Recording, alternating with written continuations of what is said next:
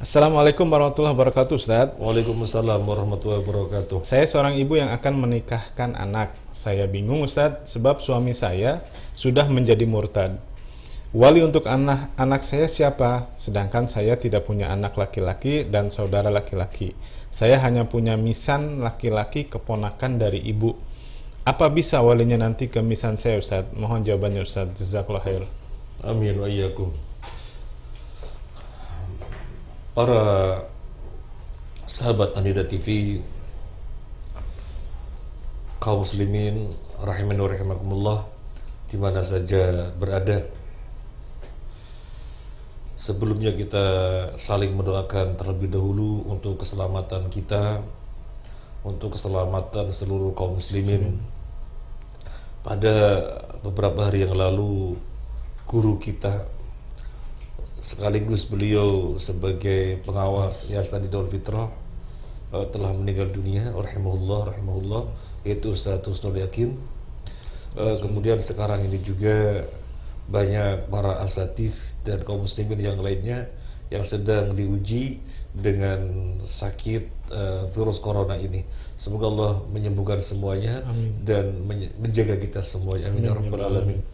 Terkait pertanyaan yang pertama, ada seorang ibu hendak menikahkan putrinya, tapi ayahnya murtad. Tidak ada wali, ada misanannya, ya. Yang laki-laki, misanan itu sepupu, ya. Ada sepupu yang laki-laki dan itu dari ibu, ya. Sepupu laki-laki dari ibu. Gimana, siapa walinya gitu, ya?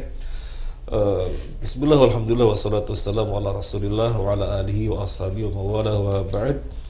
Na'udzubillah min dalik. Kalau ada muslim sampai murtad, na'udzubillah min dalik, na'udzubillah min dalik. Karena sesungguhnya beragama Islam adalah nikmat yang paling tinggi, yang sangat tinggi, karena merupakan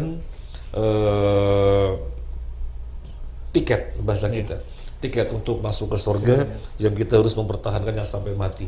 Ditukar 1 miliar, 1 triliun, 10 triliun pun nggak mungkin kita mau, karena ini adalah kenikmatan yang sangat besar, tiket untuk masuk surga. Na'udzubillah min dzalik, na'udzubillah min dzalik. Ada orang murtad.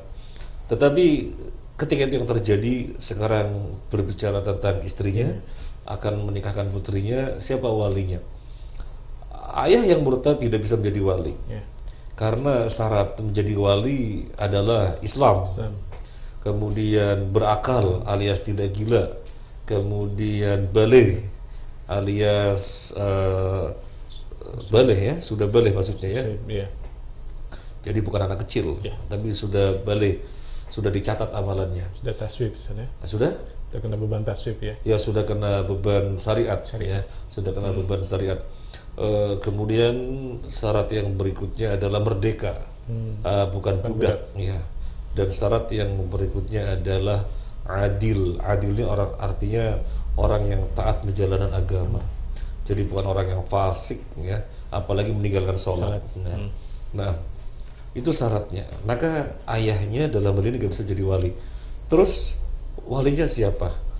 Sepupu dari jalur ibu, ya. Dia bukan ahli waris. Ya. Ahli waris, bukan ahli waris. Maaf, saya salah. Nggak bisa menjadi wali. maaf. Nggak bisa menjadi wali karena yang menjadi wali adalah siapa yang terdekat dulu, kemudian yang lebih dekat dari orang-orang yang merupakan ahli waris. Baik, kita lihat ahli waris, ya. Di atas ada ayah, kemudian di atasnya ayah ada kakek, dan seterusnya ke atas. Itu yang menjadi wali.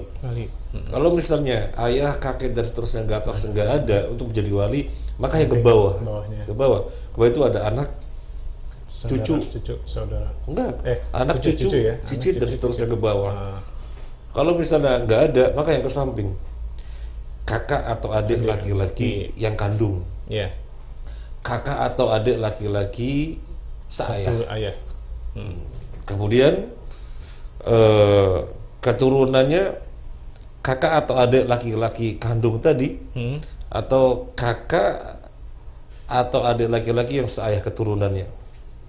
Jadi sepupu, ya. Jadi Jadi anaknya saudara itu apa? Sepupu ya. Sepupu tapi ayah kandung, saudara tetapi kandung atau seayah. Saya ulangi lagi, mungkin tadi agak bulat ya. Saya ulangi lagi dari awal. Siapa wali? Ayah, Pertama ayah ke atas, kakeknya, dan seterusnya ke atas. Kalau nggak ada, ke bawah. Anak, cucu, cicit, dan seterusnya ke bawah. Kalau nggak ada, ke samping.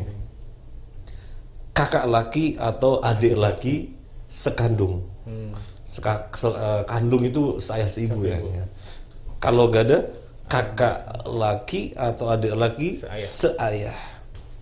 Kalau nggak ada, maka anaknya kakak atau adik sekandung tadi, ya, anak laki-laki dari kakak atau adik sekandung. Kalau nggak ada, maka anak laki-laki dari satu ayah. saudara kakak atau adik saya. Nah, kalau nggak ada baru paman. Kalau nggak ada baru paman. Paman kandung, paman seayah. Kalau paman kandung nggak ada, paman seayah. Nah, kalau paman seayah nggak ada, maka anaknya paman kandung. Kalau anaknya paman kandung nggak ada, maka anaknya paman seayah. Lah itu yang menjadi wali. Itu sebagaimana tertib di dalam warisan, dalam warisan. Nah, kalau misalnya semuanya nggak ada, ya wali hakim. Jadi dalam konteks Indonesia KUA, ya itu walinya. Berarti wali hakim itu just terakhir saja. Pilihan terakhir itu harus cari yang lain dulu. Iya, ketika sudah nggak ada semua. Ya. Ketika nggak ada semua, maka betul sekali Abu Fatihah mengatakan pilihan terakhir. Ya, kalau sudah nggak ada semuanya. Nah, iya, baik jazakallah.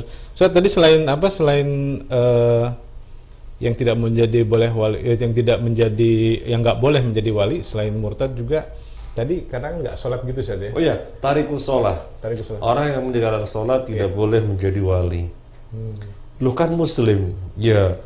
Muslim KTP-nya ya. Tetapi secara hukum orang yang meninggalkan sholat itu dia batal Islamnya.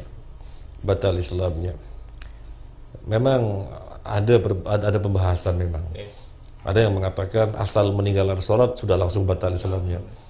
Ada yang mengatakan meninggalkan sholat tidak langsung dinyatakan batal keislamannya, tetapi dirinci meninggalkan sholatnya itu apakah karena malas-malas atau karena menyepelekan.